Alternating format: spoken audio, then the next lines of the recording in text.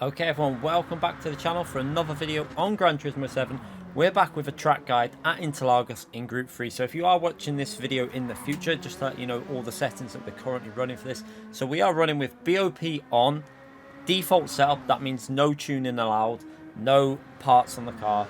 It's 100% standard, and we're racing with racing hard tyres. So that is how we're doing this guide. So if you're looking for a guide in the future, they're the settings we're running. Maybe if they run a medium and soft tire setting in the future, I'll do a separate guide for them, but this is the hard tire guide that I'm going to give you here, going through some tips with the RCZ. The RCZ is currently, in my opinion, the strongest car in Group 3 overall, probably, and maybe not for power tracks, but in general for the majority of tracks this car is very strong. It's just got such good handling. I believe they're going to BOP it. I would think they're going to add a 1 or 2% weight to this car, because it's a little bit too quick through the corners in my view. But at the moment, it's a really nice car to drive. There's a few things that you need to learn with this car to get the most out of it. I'm going to point them out in this video and try and help you get as fast as physically possible. So if you do enjoy these videos, hit the like button. Every like really helps these videos go a little bit further on YouTube. And subscribe to the channel. And let me know in the comment section if we've managed to improve your time at all. I love to hear if we've gained you a tenth, whether it's a tenth or half a second. Every little bit of helping you out is amazing to read. So yeah, let me know in the comment section what you think and if it's helped you out. So let's get on with this track guide, starting at Interlagos in Group 3. So going down Main Straight, obviously, first goal is to be looking for your first braking point. Now, the first braking point you're going to look for is in between, just before the 50 board, basically on the right hand side. So we're going to point that out as we approach it now.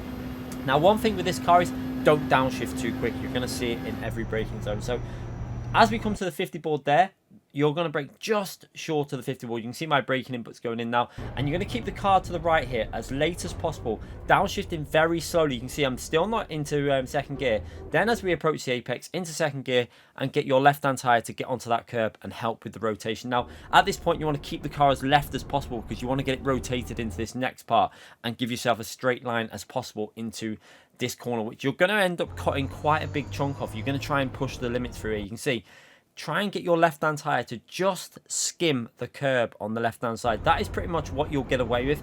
If you go over the curb with your left-hand tyre and don't stay on the track, on the curb, you will probably get a penalty. But that is pretty much the limit. You can see we're chasing P1 in the world, and at this point we've actually pretty much overtook P1's lap time in the world. I absolutely nailed that chicane. So now we're working into the next braking zone. We're looking for the 100 board on the right-hand side. And again, if you miss a 100 board or it's not there, you've got the green Marshall's post there to use. So once you're there, on the brakes, downshifting again very slowly. You're going to see down to fourth gear, then to third gear, and we're going to stay in third gear through this corner. And again, you want to get your left-hand tyre onto the curb to help with rotation. So following the purple line, get your left-hand tyre to skim this curb on the left-hand side. You can see there.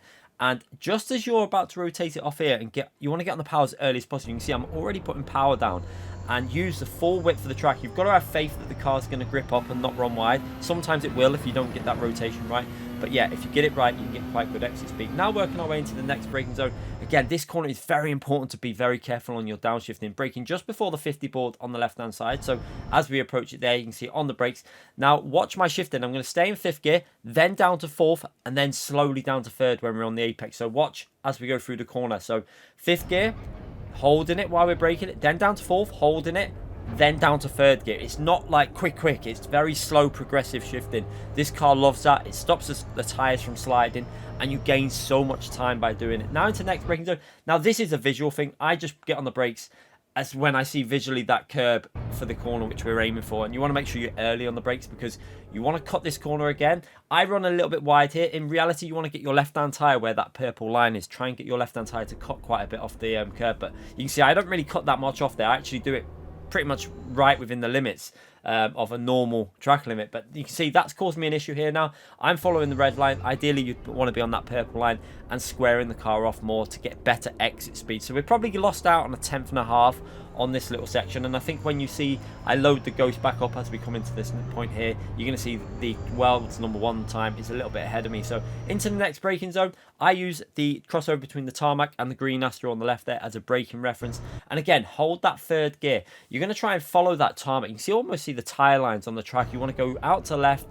hold it for then down to second, and do not go into first gear with this car at all on this track. Stay in second gear at all times. Never use first gear. You will lose a lot of time if you go into first. So down second gear, hit that curb on the right hand side, and just feed the power in very slowly. So keep an eye on my throttle. You can see around 80%, not going 100%, 80%, 80%. Then when the grip's there, all the way up to maximum throttle. Now on this corner, I always give it a little lift just as we're going through the corner. So as we're about to approach here, I lift off the throttle briefly, and we're going to early upshift to fourth gear to bite it into this curb and get your left-hand tyre to just skim the curb on the left. Too much and it will slide the car, but you just want to gradually skim it.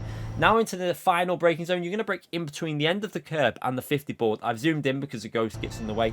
So yeah, as we come into this corner, you can see on the brakes pretty much right in the middle there, and your right-hand tyre just on the grass. Well, it's on the grass, but it's actually concrete there, so you can actually get quite a good amount of grip from there.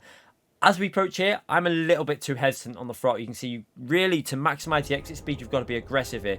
Skim the curb on the left-hand side. You see P1's Ghost pulls massively away from me here because I'm just not running out to the full width of the track. If you want to be ultra-aggressive there, you can gain a massive amount of time. You can see that the Ghost, I was only about a tenth and a half, 2 tenths behind, probably on for a 31.0, but I've just lost 2 to 3 tenths just on that final corner alone. But I just wanted to give you a track guide to get this guide out there so it can help you improve. But you can see I've got a lot of time left in me. I'm sure I can get down to a 31.0, but we go over the line on a 31.3 there, which is a solid lap. But yeah, I definitely lost a lot of time on that final corner, so maybe that is a corner that I will try and figure out a little bit more as the week goes on. So watching it again from the chase cam, you can really see the advantage we take from the track limits on that first sector. We probably nailed that. I think we actually got ahead of the #1 time in the world, so there is a little bit more time left on this. I think Killian might have actually improved his time faster than what was already on there. So this Ghost we were racing at this point was a 30.8. I think Killian is now down to a 30.5.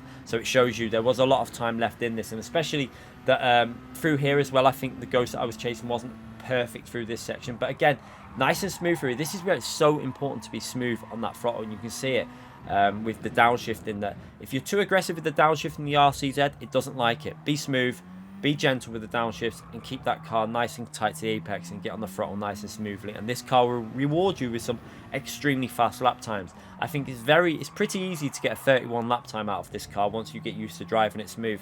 So yeah, get used to it, get on time trial, and I think you'll improve your times massively with this car. Now the final corner, you can see again, this is where we just lost a massive amount of time because I wasn't aggressive enough, too scared on the throttle. You can see I even lifted on the apex because I didn't want to ruin the lap that I was on, because I knew I was on a pretty good lap.